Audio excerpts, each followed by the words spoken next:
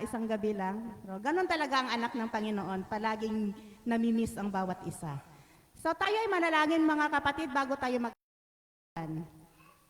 ating iyo ko ang ating mga ulo, dakilang Diyos na ang tahanan na sa kataas-taasan ng mga langit, Panginoon. Purihin ka po sa walang katapusan, Ama. Kami ay lubos na nagpapasalamat sa iyong kagandang loob sa amin, sa iyong pag-iingat sa amin sa buong sanlinggo, Panginoon, na kami nakarating dito sa iyong bahay-sambahan upang papurihan ka muli sa iyong dakilang pangalan, Amang Diyos.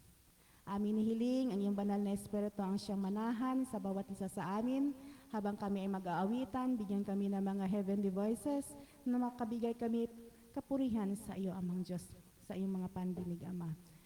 Iset ang aming mga pag-iisip sa iyo lamang at iwaksi namin ang mga makamundong pag-iisip, Ama. Maraming salamat po sa pagdinig sa aming panalangin, pagpatawad sa aming pagkakasala at pagpaduloy ng iyong pag-ibig sa pangalan ni Jesus na tagapagligtas. Amen. Awitin natin ang Sweet By and By.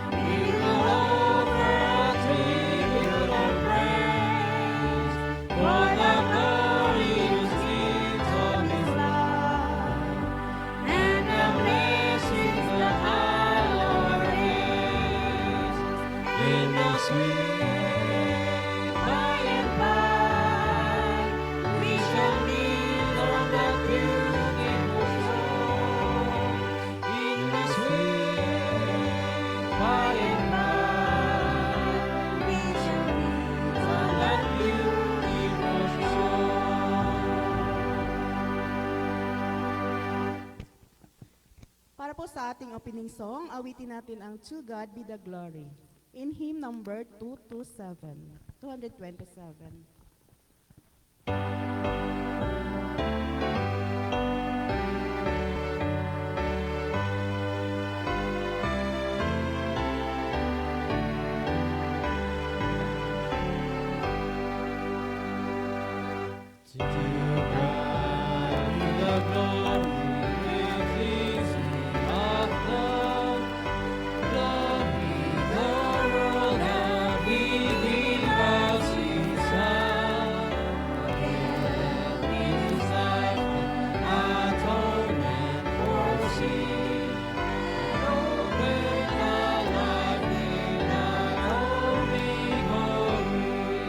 Praise the Lord.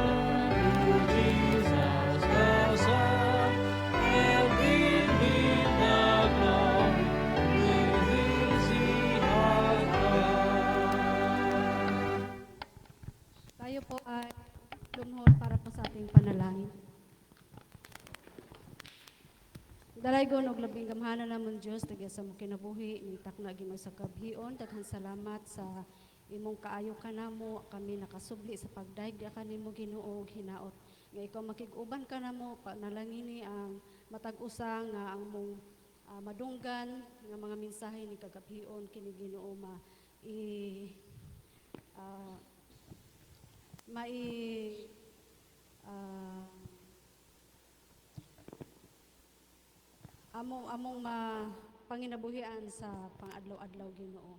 Og amo kining masabtan Lord. Og hinaot Ginoo nga ang banal na espiritu mag-uban ka namo. Kini akong gitugan salig sa ngalan ug ni Hesus. Amen.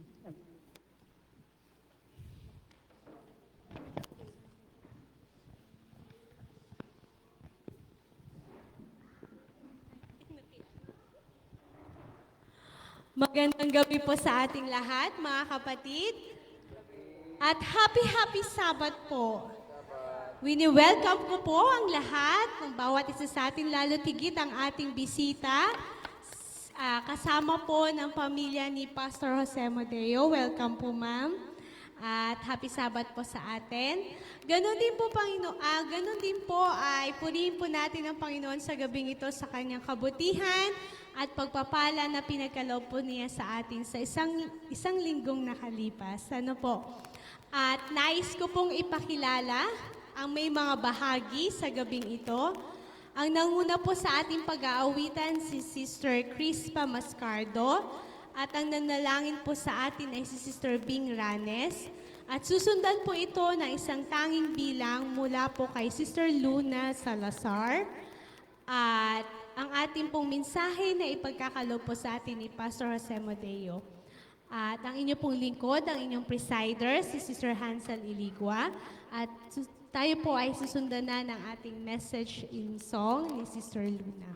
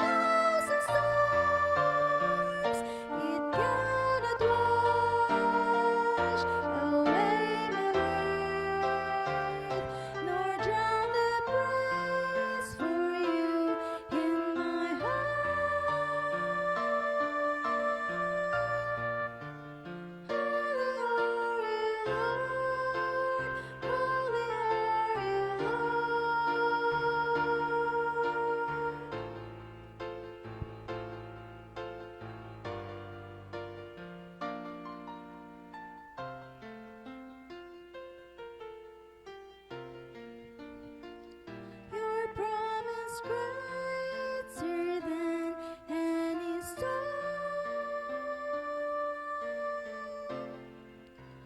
Holy are you, Lord, of heaven and earth.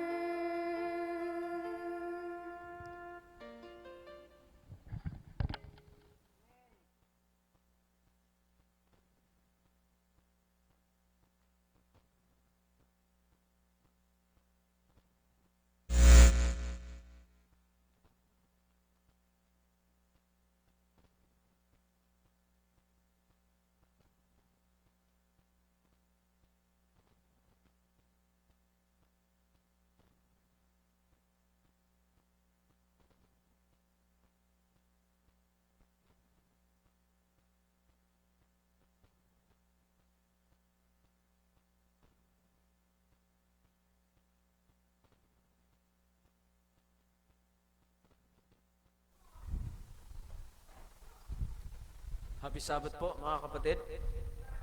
Happy Sabbath po.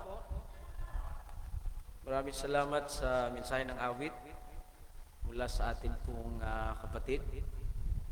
It was a very beautiful song mga kapatid na naghahanda po sa atin para sa mensahe ngayong gabi. Napaka high-tech po ng church natin, ano? You're the only church na napakarami pong microphone. Ayan. Halos lahat ay humahawak ng microphone sa panahon po. Sa panahon po ng pag-aawitan. Kaya for sure ang lahat po ng mga miyembro dito ay magiging mahusay po sa pag-awit at sa pagsasalita dahil may tig-isa po kayong microphone. Ngayong gabi, ako po ay gumawa ng PowerPoint pero hindi ko po natapos. So, hindi ko muna siya ipe-present ang PowerPoint, mga kapatid.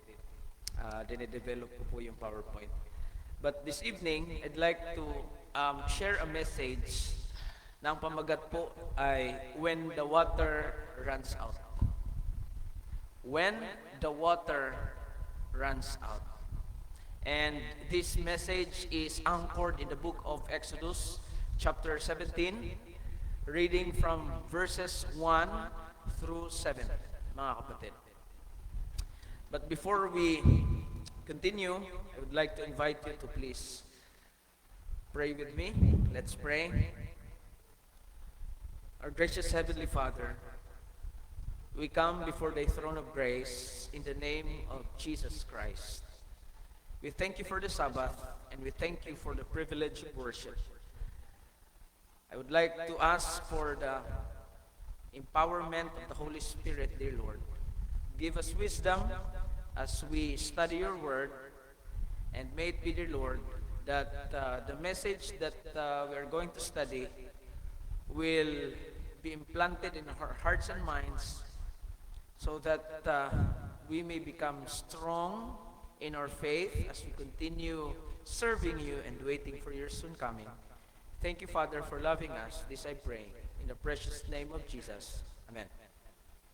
When the water runs out. Ilan po sa inyo ang kuminsan ay nauubusan ng tubig? Marahil ngayon hindi na ganun ang problema dahil may kanya-kanya na po tayong water supply, faucet sa ating pong mga tahanan. Pero noon, naranasan ko rin po doon sa amin, kinakailangan po naming mag-igib. Ako at ang aking kuya ay sa umaga mag-iigib kami, sa hapon galing sa school, mag-iigib na naman kami, container, upang magkaroon po ng tubig. Inumin, mga kapatid.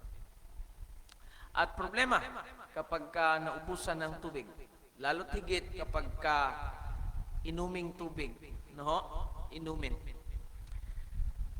Ngayon po ay ang Exodus chapter 17, ito po ay isang napakagandang kwento sa Biblia, mga kapatid. So kung meron kayong mga Biblia, buksan po natin, mga kapatid. Let us study together.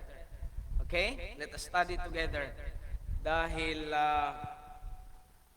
mas magiging maganda po yung ating pag-aaral kapag tayo po ay sabay-sabay po nating susundan ang mga talata sa Biblia. Ilan po sa inyo ang walang Biblia at nang kayo po'y mabigyan? Ilan po ang walang Biblia? Okay, thank you po. Namimigay po tayo ng Biblia doon po sa mga mabibinyagan. Kung kayo po yung mabibinyagan, ay bibigyan ko po kayo ng Biblia. Okay? So kung wala naman kayong mga Biblia, mga kapatid, na printed, kung may cellphone kayo, download po kayo ng Biblia, ng Bible sa inyong cellphone para masundan po ninyo. Sabi po dito, ang gagamitin ko po ay Pinoy version. Napakaganda po nito. Pang millennial po ito siya. Pinoy version. Mauunawaan kahit ng maliliit na bata, mga kapatid. Okay? Chapter 17. Basahin natin ang verse 1. Okay? Pero bago ko po babasahin, nais ko pong ipaalam sa inyo ang proposition ko po sa message na ito. Or yung big idea ng sermon na ito po yung ating makukuha na leksyon. Okay? Ganito po. When faith is tested in the wilderness, God reveals Himself as the rock who provides living water. Sabi po sa verse 1, mula sa desert ng Sin, naglakbay ang mga Israelites, huminto at nagpapatuloy pag sinasabi ni Lord. One time, nag-camp sila sa Rephidim, pero wala silang mainom na tubig doon. Verse 2, kaya nagreklamo sila kay Moses. Sinabi nila, bigyan nyo kami ng maiinom na tubig. Sumagot si Moses, bakit sa akin kayo nagrereklamo? Bakit nyo tinitest si Lord? Verse 3, pero uhaw na talaga ang mga tao, kaya nagreklamo pa sila kay Moses, sabi nila, bakit mo kami nilabas mula sa Egypt? Gusto mo ba kaming mamatay sa uhaw, pati na ang mga anak namin at mga alagang hayop? So ganito po ang pagkasabi. Pansinin po ninyo, ang sabi po ng Biblia, saan po sila nag-camp? Nag-camp po sila sa Rephidim. Tininan ko ang kahulugan ng Rephidim na lugar. Ang Rephidim po ay nangangahulugang resting place. Okay? Isang lugar na kung saan ay ikaw ay makakapagpahinga. Ang Israelites napunta doon, nag-camp sila doon. Ngunit anong nangyari? Nagkaroon po ng commotion doon. Nagreklamo sila kay Moses. Sabi nila, Moses, uhaw na kami. Walang palang tubig na maiinom dito. Nagreklamo sila, bigyan mo kami ng tubig. Kung kayo si Moses, mga kapatid, at nagdala po kayo ng mga miyembro ninyo na napakarami, okay? Ano kaya yung mangyayari? Ano kaya yung mararamdaman natin? Okay? Alam po ninyo, ang bansang Israel, bago ito, naranasan na po nila ang kapangyarihan ng Panginoon. No? Hinati na ng Panginoon ang pulang dagat. God departed the Red Sea, and they all witnessed that miracle, mga kapatid. Ngunit ngayon, sa pagkakataong ito, nagkaroon na po sila ng doubt. Anong dahilan? Dahilan sa kanilang anong dahilan? Gutom ba sila? Uhaw. Because of thirst, dito na nagkaroon sila ng doubt sa Diyos na nagligtas sa kanila mula sa Ehipto, mga kapatid. Ang Diyos na naghati sa pulang dagat, na siyang Diyos na kanilang sinusunod, ngayon nagkaroon na po sila ng doubt, mga kapatid. Okay? Kaya ang sabi nila sa verse 3, Moses, ba't mo ba kami kinuha pa sa Ehipto? Dinala mo kami dito. Dinala mo ba kami dito upang kami mamatay kasama ng aming mga anak, kasama ng aming mga alagang hayop? Mga kapatid, nagkaroon na po ng amnesia ang Israelites. This is a spiritual, the danger of spiritual amnesia. Kuminsan tayo po'y nagkakaroon ng amnesia. Totoo hindi? Hello? Nagkakaroon tayo ng amnesia. Bakit? Ang Diyos na tumawag sa atin, siyang Diyos na magpo-provide sa atin, siyang Diyos na mag-iingat sa atin, ngunit kuminsan sa ating buhay, kahit gaano kabuti ng Panginoon sa atin, nakakalimutan natin yon kapag tayo po'y nakakaharap na ng matinding problema sa ating buhay. Totoo hindi? Hello? Sumagot po kayo. Ha? Pagka mag-preach ka sa mga itim o sa mga ibang lahi, very lively. Mag-respond talaga sila, pero mga Pilipino ay hindi ganon. Kaya, kultura kasi natin yun. Right? Nakalimutan ng mga Israelites ang ginawa ng Panginoon, ang faithfulness ng Panginoon sa kanila sa nakaraan dahilan lamang sa discomfort na kanilang naranasan. They are now in thirst, mga kapatid. Ngunit alam niyo po ba, sometimes, itong mga nararanasan po natin ng mga dry places, dry places represents or mga circumstances, mga kapatid. Sometimes itong mga nararanasan, inaalaw ng Panginoon na tayo'y kanyang dalhin dito po sa thirst ng atin pong buhay, hindi upang tayo po ay mapahamak, kundi ang Panginoon ay meron pong itinuturo sa atin. Tayo ay tinitrain ng atin pong Panginoon sa atin pong pananampalataya. Amen? Mga nararanasan po nating pagsubok, inaalaw ng Panginoon sa atin yan to train our faith, mga kapatid. There was a story of a woman named Joni Eareckson Tada. Noong 1967, siya po ay very athletic na batang babae. Okay? Mahilig po siyang mag-horse riding, sumakay ng kabayo dahil yan ay laro po sa kanila. Okay? Mahilig po siya sa hiking, mahilig siya sa swimming. She was very active, she was very energetic, at punong-puno po ng pangarap ang kanya pong future.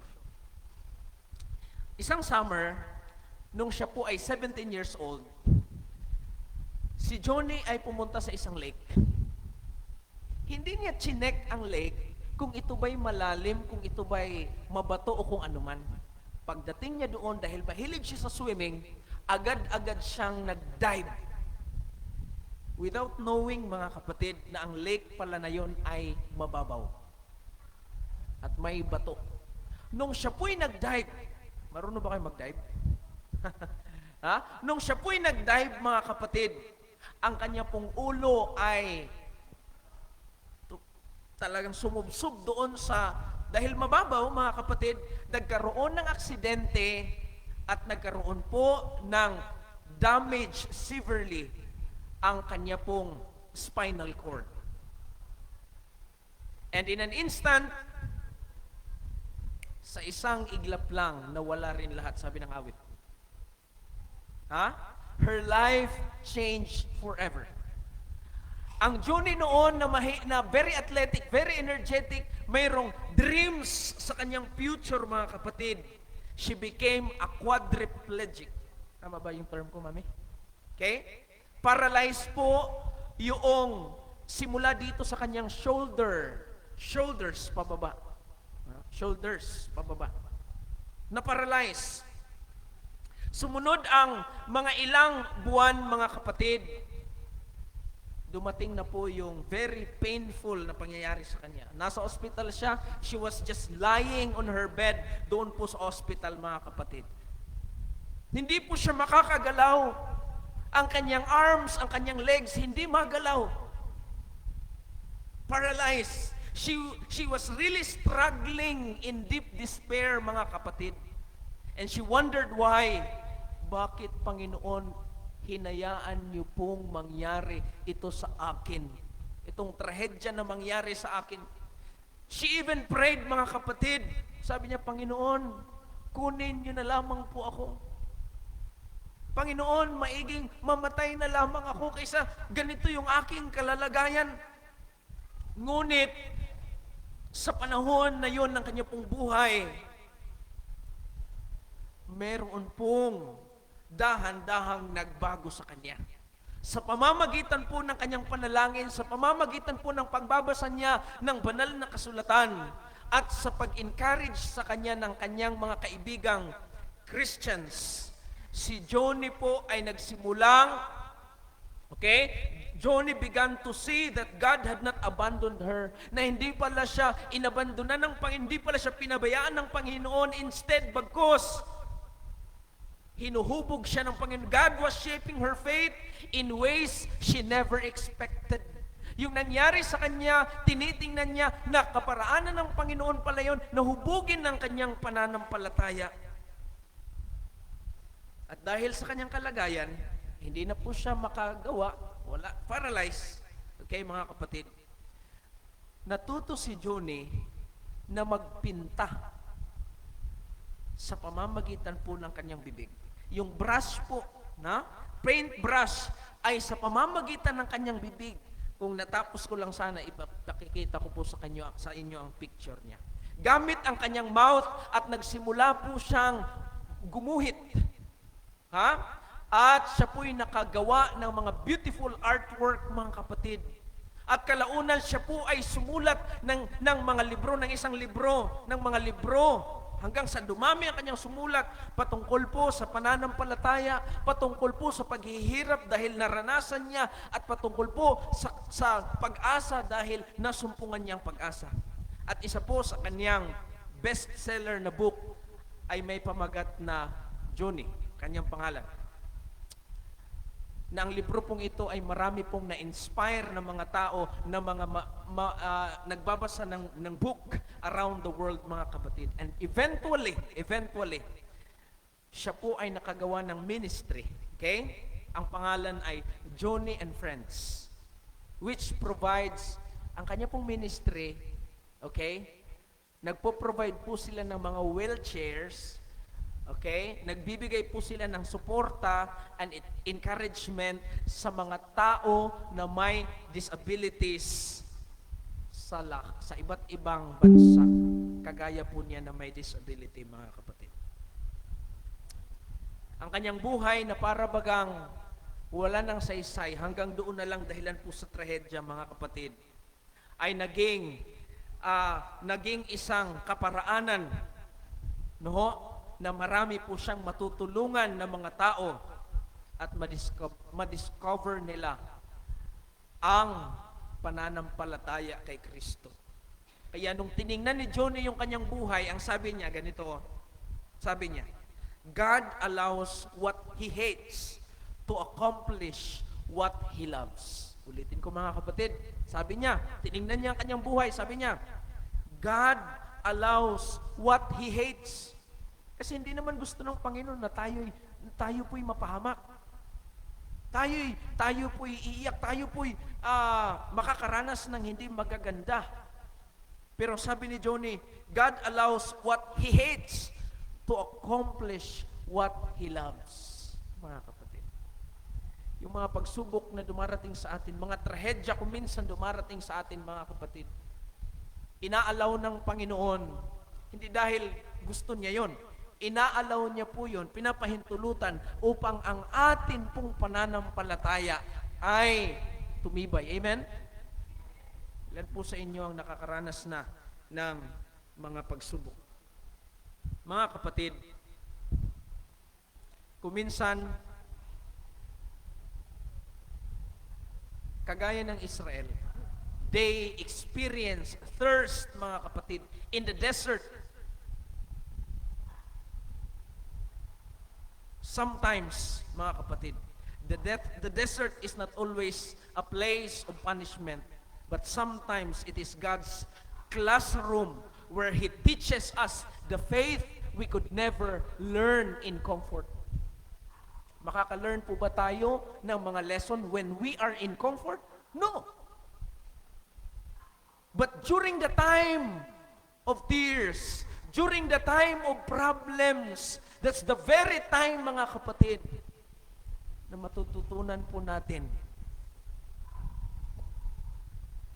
na mas lalong magtiwala sa Panginoon. Amen? Amen. Sabi ni Ellen White, sa Courage and Conflict and Courage, page 89, God leads His children by a way they would not choose. Hindi naman natin, kung papipiliin tayo, ayaw nating piliin yung pangyayari na hindi kaaya-aya. No. Pero sabi ni Ellen White, God leads His children by a way they would not choose, that they may learn to trust Him. Amen?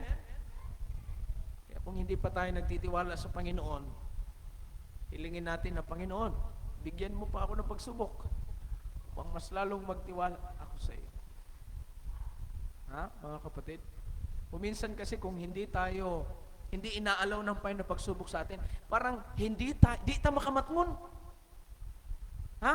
Hindi tayo matututo. Hindi tayo magli-learn, mga kapatid. And the absence of water was the presence of a lesson. Sabi ng Panginoon, ang gustong sabihin ng Panginoon, will you trust me even when you cannot see provision? Ha? Reklamo na sila. Wala yung tubig. Uhaw na kami. Mamamatay yung aming mga anak. Ang aming mga alagang hayop. Mga kapatid, look at what verse 4 and 5 says. Verse 4. Dahil dito, nag-pray ng maigi si Moses kay Lord. Sabi ni Moses, ano po bang gagawin ko sa mga taong ito? Konti na lang po at babatuhin na nila ako. Nag-ano na ang Panginoon, si Moses sa Panginoon. Sabi niya, ano po bang gagawin ko sa mga taong ito? Konti na lang po at babatuhin na nila ako. Verse 5. Dito sumagot na ang Panginoon. Sumagot si Lord kay Moses. Moses, magsama ka ng ilang leaders ng Israel at mauna kayong lumakad sa mga tao. Dalhin mo ang tungkod na hinampas mo sa Nile River. Oh, that was the instruction, mga kapatid. Okay? Umiyak na si Moses ngayon sa Panginoon. Panginoon, anong gagawin ko? Matindi na ang reklamo.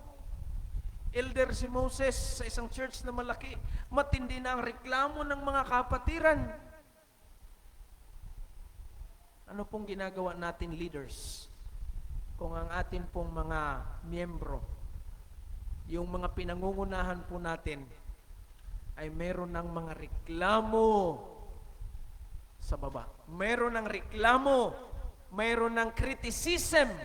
You know, sometimes, we leaders, ang pinaka-common na natatanggap natin ay mga criticism. Criticism. When you are afraid to be criticized, you will not learn. Leaders, we will. That's, mga kapatid, yan ang paaman sa ating leadership, criticism.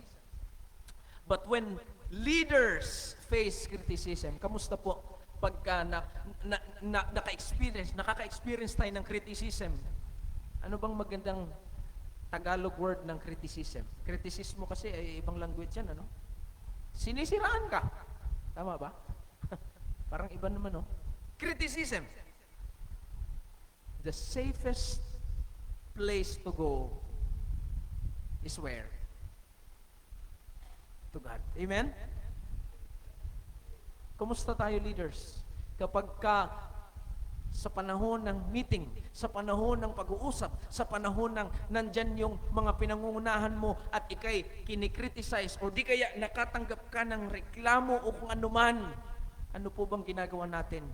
Tayo po ba ay nakikipag-away din? Nakikipag-ribat tayo? Hindi. Mali yan, kapatid. When we are criticized, are we turning to God, kneeling before God like Moses?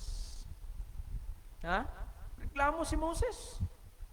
Reklamo si Moses, pumunta siya sa Panginoon. Lord, anong gagawin ko?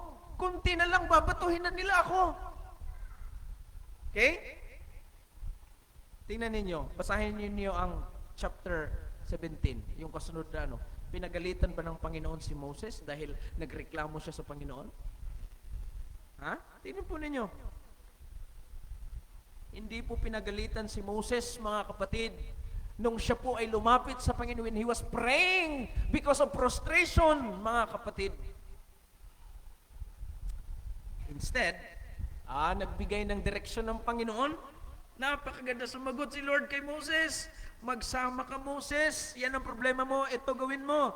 Magsama ka ng ilang leaders ng Israel at mauna kayong lumakad sa mga tao. Dalhin mo ang tungkod na hinampas mo sa Nile River. Nagbigay ang Panginoon ng instruction during the time na si Moses ay prostrate na prostrate dahil maraming reklamo. Lumapit siya sa Panginoon, nanalangin siya sa Panginoon, and then God talked to Moses. Give instruction, mga kapatid.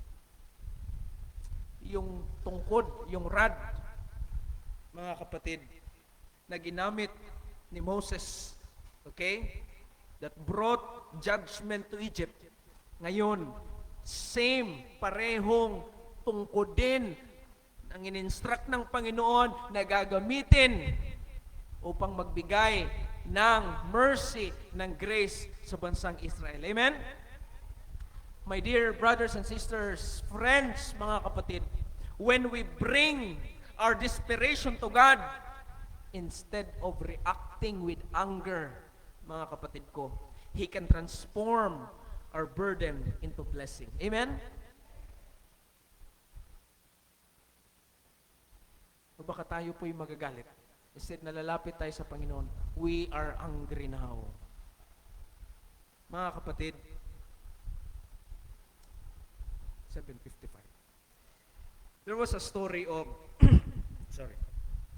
a man whose name was Horatio Spafford. Noong 1870s, meron pong isang magaling na lawyer, okay? A successful Christian lawyer na ang pangalan ay si Horatio Spafford. Siya po'y nakatira sa Chicago, doon sa United States. Kasama ng kanyang asawa na si Anna Spafford. At meron po silang mga anak. Itong si Horatio Spafford, mga kapatid, ay napaka-devoted in his faith. He was a devoted Christian. Kilala po ba ninyo si Dwight Moody? A very known evangelist in US, mga kapatid, at sa buong mundo. Si Dwight Moody ay kaibigan po nitong Christian lawyer na si Horatio Spafford. Ngunit, meron pong trahedya na nangyari sa kanya at sa kanyang pamilya. Bakit? Una, ang kanyang bunsong anak na lalaki namatay dahilan po sa karamdaman.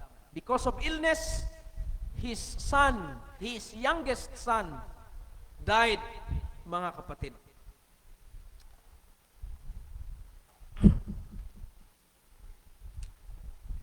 Ngunit, hindi gaanong katagalan, nagkaroon po ng Great Chicago Fire noong 1871. Of course, doon sa Chicago. At dinestroy ang most of his real estate investment. May mga investment siya, real estate. At dahil nagkaroon po ng Great Chicago Fire noong 1871, nasunog natupok, tama po ba? Natupok yung kanyang ari-arian, real estate, mga investment niya. And he was financially devastated, mga kapatid. Trying to recover emotionally and spiritually dahil siya po ay Kristiyano, nag-decide si Spafford at ang kanyang pamilya, okay, na sila ay magbakasyon sa Europa. While he stayed behind the settled business matters, he sent his wife, sabi niya sa kanyang asawa, Mami, at ang kanilang 4 na mga anak na babae, 4 daughters, ahead on a ship called SS Ville du Havre. I don't know if I pronounce it correctly. Isang kilalang ship po yan noon, mga kapatid. Okay? During his time. Okay? Ngunit habang naglalayag yung kanyang asawa at ang kanilang 4 na anak, okay, the ship collided with another vessel and sank in the Atlantic Ocean. Oy, kawawa. Ha? Tumaob ang sinasakyan ng kanyang asawa at ng kanyang 4 na anak doon sa Atlantic Ocean. At sangayon po sa naitalang balita, more than 200 people died. At kasama na po doon ang anak ni Horatio Spafford. Spafford soon received a heartbreaking telegram from his wife in England. Nakatanggap siya ng telegrama mula sa kanyang asawa doon sa England. It contained only 2 words. Telegrama pa man noon, wala pang cellphone. 2 salita lamang po ang laman ng telegrama. And the telegram says, "Saved alone." Sabi ng kanyang asawa. Saved alone. Ibig sabihin, ang tanging naligtas lang sa kanyang pamilya ay ang kanyang asawa. Ang kanyang 4 na anak ay namatay. Nalunod doon sa barko, mga kapatid. All of his 4 daughters had drowned, mga kapatid. Kung tayo kaya yun, namatay na po yung ating anak na nag-iisang lalaki, yung real estate natin, nawala, ang ating 4 na anak, muntik pa masama yung kanyang asawa, na babae, lahat ay nalunod po mula doon sa ship na kanilang sinasakyan. Mga kapatid, I could not imagine the desperation of this man. Alam po ninyo, marami pong mga tao sa atin pong kapanahunan ngayon. Kung minsan, pagka nakakaranas ng mga problema, kapag nagkakaranas ng hindi magagandang pangyayari sa buhay, kung minsan tayo po ay nagagalit sa Diyos. Panginoon, bakit? Sinisisi natin ang Diyos kung minsan we are so bitter toward our life. Ngunit itong si Horatio, mga kapatid, Horatio Spafford chose to bring his broken heart to God dahilan sa kanyang pangyayari na naranasan. When he later traveled across Atlantic, nag-travel siya sa Atlantic na kung saan doon mismo nalunod yung kanyang 4 na anak upang nag-travel siya upang makita muli yung kanyang asawa. Ang sabi ng kapitan ng barko ng kanyang sinasakyan, sabi sa kanya, Mr. Horatio, this is the very place where your children, where your 4 daughters drowned. Kasi dumaan sila doon, mga kapatid. Habang nakatayo si Horatio doon, mga kapatid, nanalangin si Horatio. And out of that deep pain and surrendered to God, sumulat po siya ng isang poem. At kalaunan ay naging awit po na madalas po nating inaawit. Maraming mga Kristiyano ang umaawit nito ngayon. Ang sabi ng awit, when peace, ng kanyang poem, when peace like a river attendeth my way, when sorrows like sea billows roll, whatever my lot, thou hast taught me to say. Anong kasunod? It is well with my soul. At marami pong mga tao ang na-comfort po sa awit na ito. Whatever my lot, thou hast taught me to say, it is well with my soul. Mga kapatid ko, sa kabila po ng trahedya na naranasan ng taong ito, ang trahedya sa kanya ay naging pagpapala na siyang nagbigay ng kalakasan sa kanyang pananampalataya at hindi lang sa kanya, pati na rin po sa mga taong kumakanta ng kanyang awitin. Mga kapatid, instead, he brought his desperation to God. Instead na galit siya, instead na siya po ay sisisihin niya ang Panginoon, he brought his desperation to God. At mula doon sa kanyang malalim na karanasan, na kalungkutan, mga kapatid, nagawa po yung napaka-powerful na hymn na atin pong inaawit. It is well with my soul. Now, in verse 6, ito po ay, tingnan po ninyo, this is one of the most profound moments in the scripture. Sabi po ng verse 6, okay? Tatayo ako sa harapan nyo. Sino nagsabi? Sino nagsabi? Si Lord, ang Panginoon. Sabi niya, tatayo ako sa harapan nyo sa ibabaw ng isang bato sa Mount Sinai. Hampasin mo ang batong yon gamit ang tungkod mo at dadaloy mula roon ang tubig na maiinom ng mga tao. Uhaw na uhaw ang mga tao, nagalit, nag-complain. Si Moses naman, ano siya sa Panginoon? Pero ang nangyari, mga kapatid, nagbigay ng instruction ng Panginoon, hindi nagalit ang Panginoon.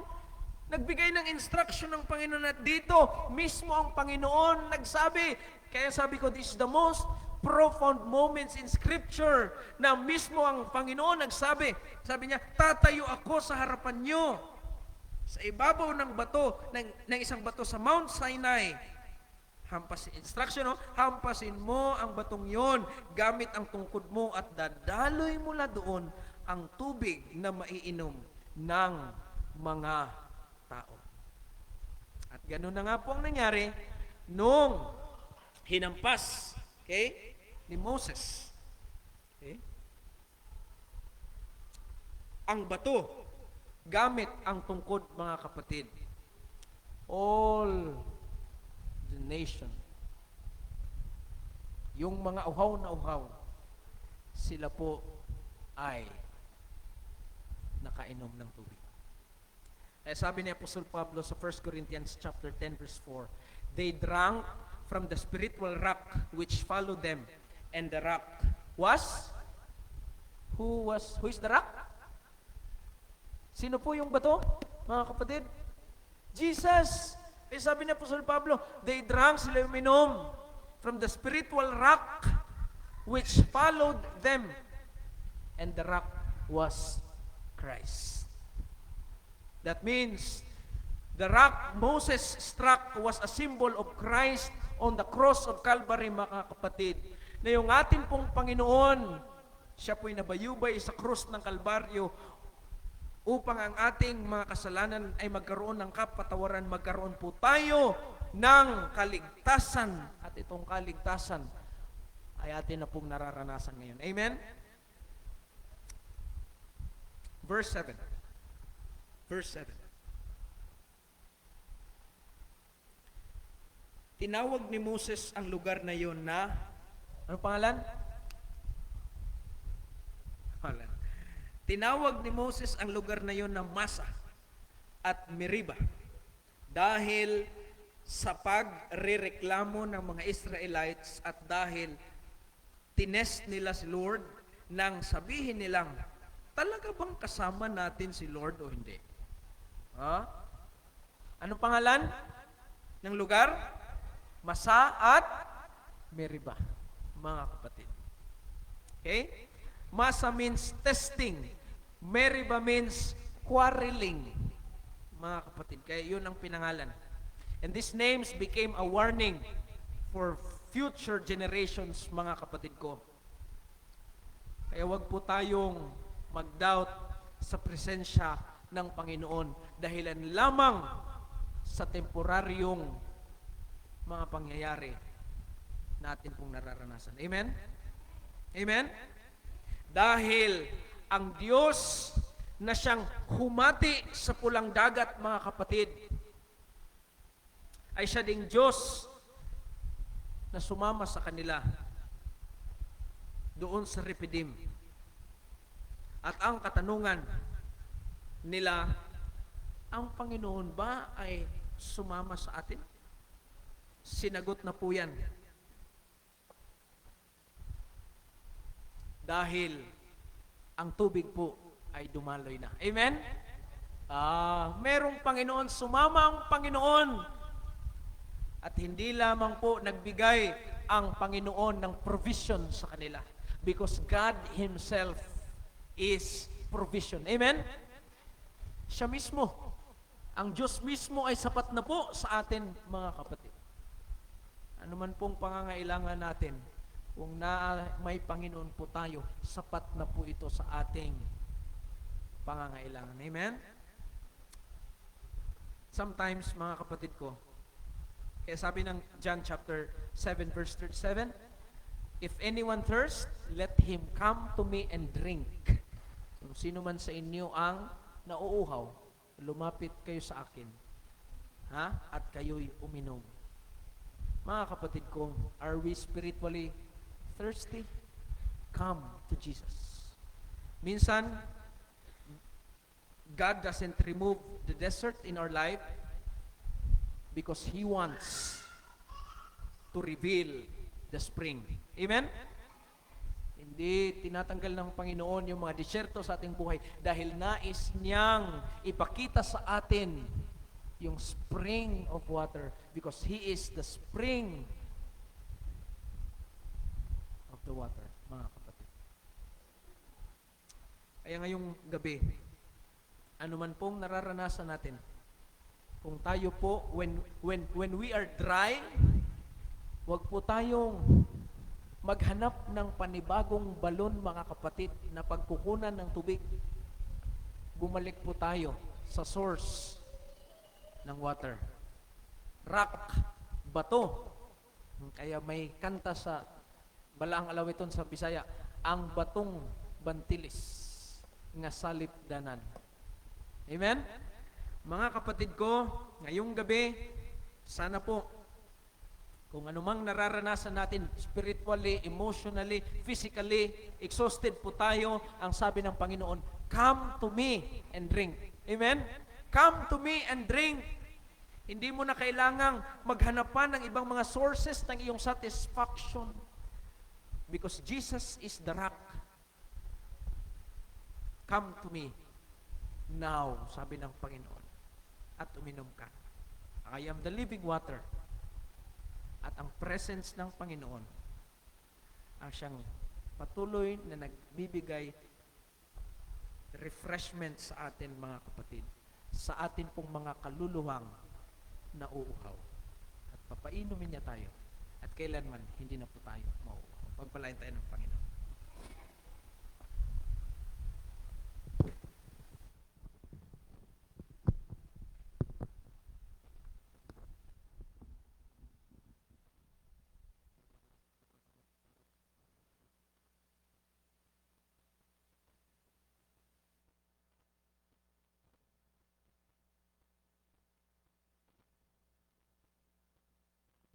Thank you, Pastor, sa napakagandang mensahe sa gabing ito.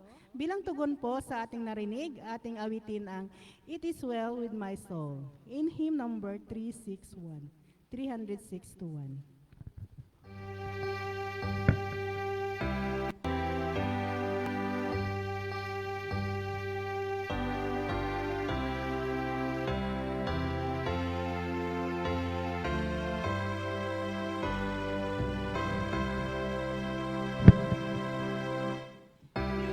It's like a river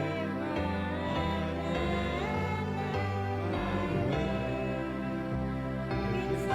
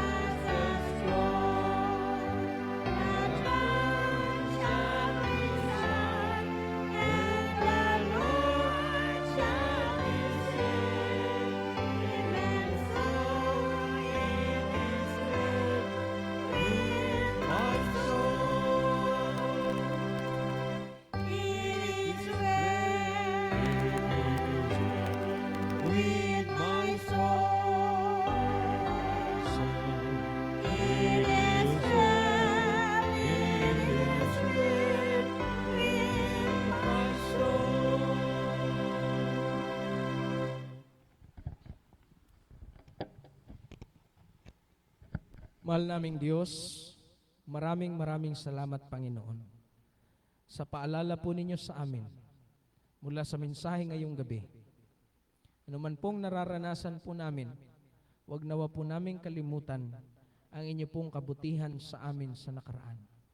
At ang mga pagsubok na inyo pong pinahihintulutan na nararanasan at mararanasan po namin ay mga bagay na inyo pong pinahihintulutan upang kami po ay matuto, lumago sa amin pong pananampalataya habang kami po ay naghihintay sa inyong malapit na pagdating, masumpungan po ninyo kaming nagtatapat.